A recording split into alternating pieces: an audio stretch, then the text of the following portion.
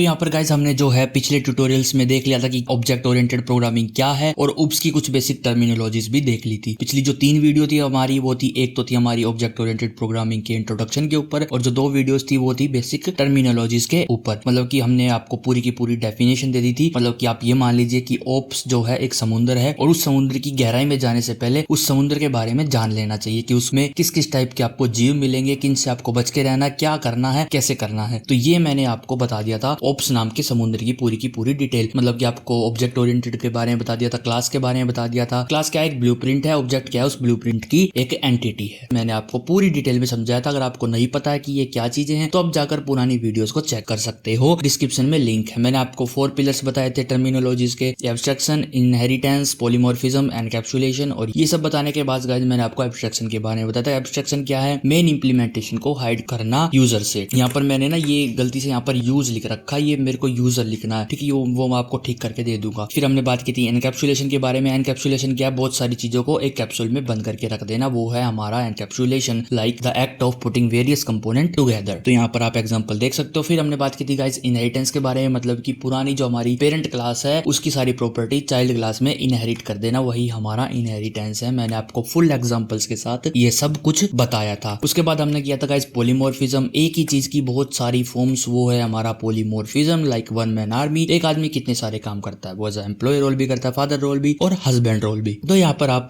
Polymorphism पढ़ चुके हो। तो अब हम बात करने वाले हैं क्लासेस के बारे में। मतलब कि हम अपनी खुद की एक क्लास बनाएंगे रे अब। तो वो क्लास कैसे बनाएंगे वो हम अभी देखेंगे। हम जाएंगे कोड की तरफ और हम क्लास बनाएंगे। सबसे पहले हम पढ़ते हैं क्लासेस के बारे में। तो creating our own custom class, तो कैसे हम क्रिएट कर सकते हैं वो मैं आपको बताऊंगा। पहले आपको क्लास लिखना है, फिर आपको क्लास का नाम लिखना है। जैसे यहाँ पर स्टूडेंट लिखा है ना, यहाँ पर आप स्टूडेंट की जगह जो भी चाहे वो आप लिख सकते हो। ये मेरी क्लास का नाम है स्टूडेंट, तो मैंने यहाँ पर स्टूडेंट लिख दिया। उसके बाद हमको लगाने हैं कर्ली ब्रैकेट। कर्ली ब्रैकेट के बाद यहाँ पर अंदर उसके अंदर आएगा क्लास की सारी बॉडी। मतलब कि उसके अंदर क्या वेरिएबल्स होंगे, क्या मेथड्स होंगे। तो नॉर्मली जैसे कि मैंने स्टूडेंट नाम की क्लास बनाई है, उसके अंदर मैंने एक स्ट्रिंग, एक डेटा टाइप वेरिएबल ले लिया, एक नेम और एक इंटीजर वेरिएबल ले लिया, रोल नंबर, और क्लास को बंद कर दिया। ये हमारी क्लास बन चुकी है यहाँ पर। और नेक्स्ट हम बात करेंगे creating class with methods. Class को क्रिएट करना और उसके अंदर मेथड कैसे डालोगे। तो मेथड कैसे डालोगे, सिंपली जैसे आप क्लास क्रिएट करोगे वैसे ही क्लास को क्रिएट करना है आपको। उसके अंदर जो वेरिएबल्स बनाने हैं वो बना लो। उसके अंदर आप ऐसे मेथड्स भी डाल सकते हो, जैसे कि मैंने डाला public void print detail. Detail को प्रिंट करने वाला एक मेथड बनाया मैंने। जैसे मेथड बनाने मैंने आपको पुराने ट्यूटोरियल्स में सिखा रखा है कैसे आप मेथड बना सकते हो, किस किस टाइप के आप मेथड बना सकते हो। तो यहाँ पर देखो मैंने प्रिंट डिटेल नाम का मेथड बनाया और यहाँ पर उसका कोड लिखा, प्रिंट डिटेल को बंद करा कर्ली ब्रैकेट के साथ। उसके बाद क्लासेस को भी मैंने यहाँ पर बंद कर दिया। तो यही है गाइज हमारी creating an hour own custom class. तो गाइज इसकी प्रैक्टिस करते हैं, हम अपनी खुद की क्लास बनाते हैं, कोड में चलते हैं और वहां पर प्रैक्टिस करते हैं। तो यहाँ पर गाइज हम आ चुके हैं अपने कोड में। यहाँ पर गाइज जो हमारा जो ट्यूटोरियल नंबर था वो जो हमने लास्ट कराया था कोड में वो था 18। तो हम यहाँ पर 19 नहीं बनाएंगे, हम यहाँ पर डायरेक्ट बनाएंगे 22 और यहाँ पर हम लिख देंगे फर्स्ट क्लास। ठीक है, यहाँ पर मैं फर्स्ट क्लास डॉट जावा लिख देता हूँ। मतलब हम यहाँ पर अपनी पहली क्लास बनाने वाले हैं। तो गाइस मैं आपको एक बात और बता दूं, पहली क्लास जो हम बनाएंगे वो इस क्लास से अलग होगी। देखो ये जो क्लास है ये ऑटोमेटिक बन गई जैसे हमने फाइल बनाई है, क्योंकि एक फाइल को चलाने के लिए एक क्लास का होना जरूरी है जावा के अंदर, और उसी नाम की क्लास होनी चाहिए जिस नाम की आपने फाइल बनाई है, वो कंपलसरी है। इसके अंदर तो हमारा मेन मेथड है, ये हमारा मेथड चलेगा। और कोई अगर हम क्लास बनाएंगे तो वो ऐसे डायरेक्ट नहीं चलेगी। और वो मैं कैसे बनाऊंगा देखो अभी मैं आपको बना के दिखाता हूँ। मान लो मैं एक यहाँ पर एक क्लास बनाऊंगा, ठीक है। तो क्लास का जो हमने सिंटैक्स देखा था वो जैसे कि हमने यहाँ लिखा था क्लास और क्लास के बाद लिखा था क्लास का नाम। जैसे कि मैंने लिखा था स्टूडेंट, स्टूडेंट नाम की मैंने क्लास बनाई थी। उसके बाद मैंने कर्ली ब्रैकेट्स लगाए थे, उसके अंदर मैंने एक स्ट्रिंग वेरिएबल नेम नाम का लिया था और एक इंटीजर वेरिएबल लिया था जिसका नाम था रोल नंबर। ठीक है, तो ये मैंने एक क्लास बना ली है। तो गाइस ये हमारी क्लास बन चुकी है। अब हम इस क्लास के ऑब्जेक्ट बनाकर इस क्लास का यूज कर सकते हैं। ऑब्जेक्ट कैसे बनाएंगे वो मैं आपको अभी बताऊंगा। पहले मैं एक चीज बताता हूँ आपको। अगर मैं यहाँ पर लिख देता हूँ पब्लिक, जैसे मैं यहाँ पर लिखता हूँ पब्लिक और जैसे मैं स्पेस दबाता हूँ यहाँ पर ये डेड निशान आ गया। अब ये डेड निशान के बारे में जानते हैं। तो देखो यहाँ पर क्या लिखा है, the public type student must be defined in its own file. इसका मतलब है जिस नाम की आप फाइल बना रहे हो ना, जिस नाम की आपकी ये फाइल है, सिर्फ वही क्लास पब्लिक हो सकती है, वरना और कोई क्लास आप पब्लिक नहीं बना सकते। तो ये बात आप जान लो। वैसे हम एक्सेस मॉडिफायर के बारे में बाद में पढ़ेंगे कि एक्सेस मॉडिफायर क्यों और कब यूज किए जाते हैं, तो उनके बारे में हम डिटेल में बाद में पढ़ेंगे। पर ये बात एक जरूरी थी कि पब्लिक क्लास आप सिर्फ और सिर्फ उसी को बना सकते हो जिसकी आपने फाइल बना रखी। जैसे ये मेरी फाइल है किस नाम से, D22 फर्स्ट क्लास अंडरस्कोर है बीच में, और तो ये इस नाम की फाइल है। तो मैं इसी नाम की क्लास को ही पब्लिक क्लास बना सकता हूँ, वरना मैं किसी और क्लास को पब्लिक क्लास क्लास नहीं बना सकता इस फाइल में, इस बात का आप ध्यान रख लो, ठीक है। तो हम नॉर्मली यहाँ पर क्लास लिख देंगे, आपको कुछ भी लिखने की जरूरत नहीं है, बाकी आप नॉर्मल क्लास लिख दो, स्टूडेंट लिख दो और आपका जो काम है वो हो जाएगा। देखो मैंने यहाँ पर क्लास बना ली है। अब देखते हैं गाइस इसका ऑब्जेक्ट कैसे बनाएंगे। तो यहाँ पर मैं एक कमेंट डाल देता हूँ, यहाँ पर क्रिएटिंग एन ऑब्जेक्ट। तो गाइस ये जो सोर्स कोड है ये भी मैं आपको प्रोवाइड करता हूँ, आपको डिस्क्रिप्शन में लिंक मिल जाएगा इस पूरे सोर्स कोड का। यहाँ क्रिएटिंग एन ऑब्जेक्ट कैसे क्रिएट करेंगे वो भी देखते हैं। सबसे पहले हम क्या करेंगे, क्लास का नाम लिखेंगे। क्या लिखेंगे, क्लास का नाम। जैसे मैंने क्लास का नाम लिखा, जैसे मैं स्ट्रिंग में आपको करवाता था ना, स्ट्रिंग और फिर str equal to new str, ऐसे ही सेम टू सेम ऑब्जेक्ट बनेंगे। जैसे कि मैंने यहाँ पर एक obj नाम का वेरिएबल, यहाँ पर आपको जरूरी नहीं obj ही रखो, यहाँ पर आप कुछ भी ले सकते हो। ये एक वेरिएबल है स्टूडेंट का, आप ऐसा डेटा टाइप अपनी क्लास को यूज कर सकते हो। उसके अंदर क्या फंक्शन लगाने हैं वो आपके ऊपर डिपेंड है, लेकिन आप उसको यूज कर सकते हो ऐसे। तो यही है गाइस ऑब्जेक्ट बनाने का तरीका। तो जैसे मैंने obj नाम का एक ऑब्जेक्ट बनाया स्टूडेंट क्लास का, उसके सामने मैं लिखूंगा न्यू और यहाँ पर मैं लिख दूंगा student और ब्रैकेट्स लगा के सेमीकोलन लगा दूंगा। तो ये ऑब्जेक्ट हमारा बन चुका है स्टूडेंट क्लास का।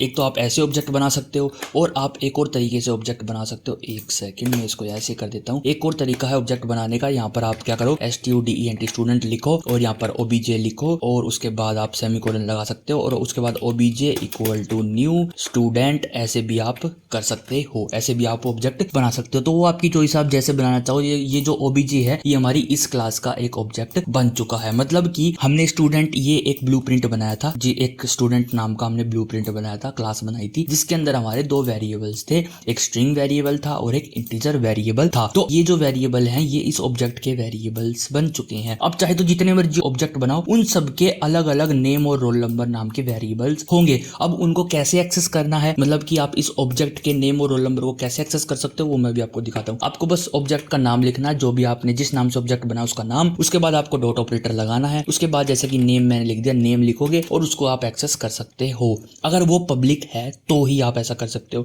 जैसे नेम में मैंने डाल दिया यहाँ पर पीयूष, मैंने अगर यहाँ पर नेम में डाल दिया तो ऑब्जेक्ट डॉट नेम के अंदर क्या चला गया, पीयूष चला गया। और मैं ऐसे ऑब्जेक्ट डॉट रोल नंबर में मैं यहाँ पर डाल दूंगा 34, मान लो 34 रोल नंबर है पीयूष का। तो हम ऐसे उनके अंदर वैल्यूज डाल सकते हैं और ऐसे वैल्यूज ले भी सकते हैं। जैसे कि अगर मैं अब यहाँ पर प्रिंट कराना चाहूँ साउट, तो मेरे को ऑब्जेक्ट का अगर नेम प्रिंट कराना है तो मैं यहाँ पर नेम लिख दूंगा और यहाँ पर मैं क्या कर दूँ, ये जो रेड आ रहा है ये मैंने नेम की अपर केस लिख दिया था इसलिए आ रहा था। यहाँ पर मैं इसको रन कर दूंगा और जो हमारा प्रोजेक्ट है वो चल जाएगा। देखो यहाँ पर मेरे पास आंसर आ चुका है पीयूष, ठीक है। और अगर मेरे को आईडी प्रिंट करानी है, मतलब कि रोल नंबर अगर प्रिंट कराना है मेरे को, तो यहाँ पर मैं रोल नंबर भी प्रिंट करा सकता हूँ obj डॉट रोल नंबर लिख के। तो जो भी इसके अंदर एट्रीब्यूट्स होते हैं गाइस, एट्रीब्यूट्स कहते हैं हम जो हमने इसके अंदर वेरिएबल बनाए हैं, और मेथड कहते हैं फंक्शंस को। तो जो फंक्शंस होते हैं आप उनको भी ऐसे ही कॉल कर सकते हो, मतलब कि डॉट लिख के फंक्शन का नाम लिखो और ब्रैकेट लगाओ, आपका जो फंक्शन है वो चल जाएगा। और आप नॉर्मल भी जो वेरिएबल्स है उनको भी आप डॉट से ही एक्सेस करोगे। तो डॉट ऑपरेटर है इनको क्लासेस को, एट्रीब्यूट्स और मेथड को एक्सेस करने का।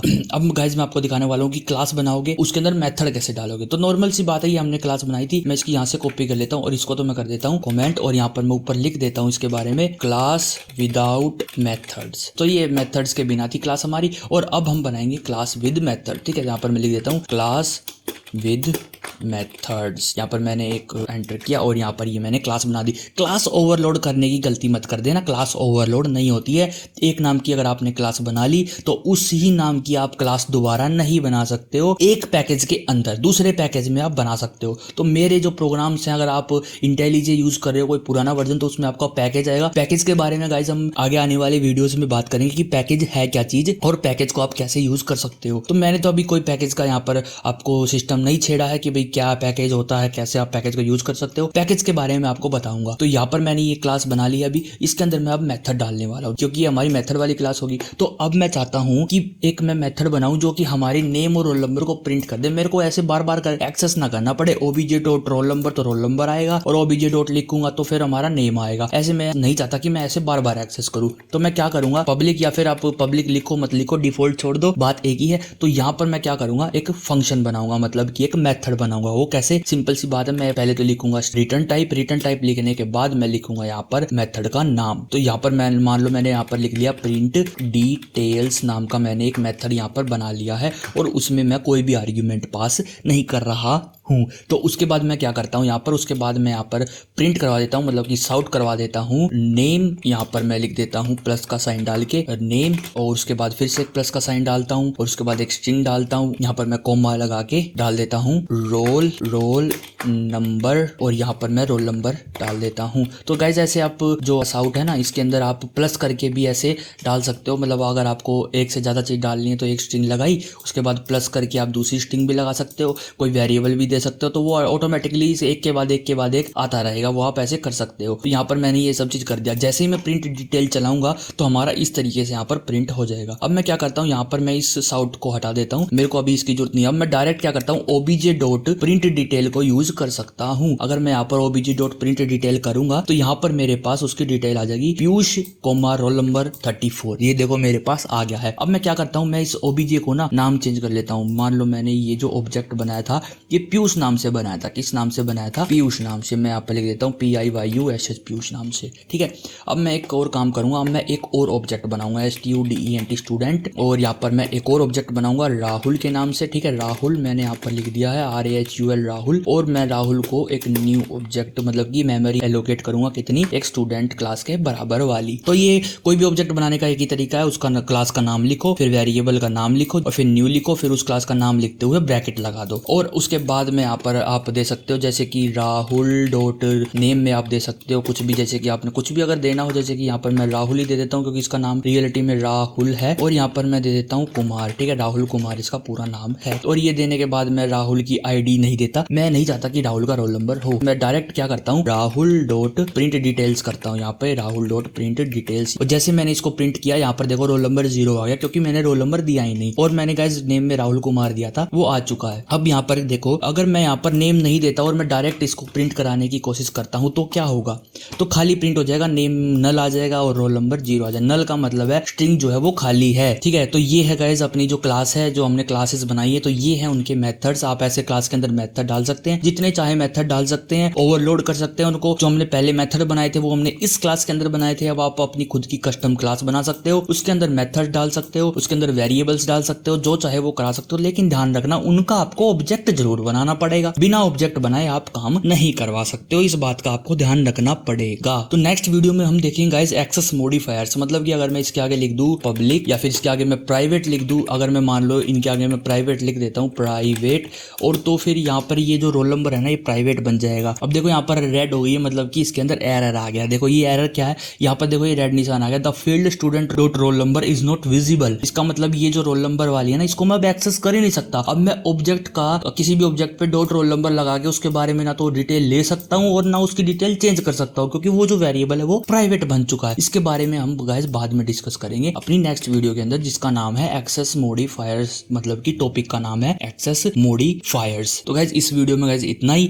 अगर आपको क्लास बनाना पसंद आया, मतलब आपको अच्छी लगी ये वीडियो, अगर आपको समझ आई, तो इस वीडियो को लाइक करे, शेयर करे अपने दोस्तों के साथ, और चैनल को सब्सक्राइब करे बिना बिल्कुल भी ना जाए। गाइस कमेंट जरूर किया करो, कमेंट बहुत कम आते हैं, मतलब कि कमेंट करो कि अगर कोई डाउट आ रहा तो यार कमेंट करो, मैं देखूं यार कोई किसी को डाउट आ रहा तो उसकी सॉल्यूशन दूं मैं। और कमेंट करो, अगर आपको अच्छी लग रही तो कमेंट तो करो कम से कम, और भेजो अपने दोस्तों के पास, वे भी कमेंट करे। तो यार जैसे आप कमेंट करोगे, कुछ इंटरेक्शन करोगे वीडियो के साथ, तो वो जो है फैलेगी वीडियो और औरों को भी दिखेगी, तो वे भी सीख पाएंगे इतनी आसान तरीके से मैं जो सिखा रहा हूँ जावा फ्री में। तो गाइज मिलते फिर आपको नेक्स्ट वीडियो के अंदर, तब तक के लिए guys bye, see you in next video.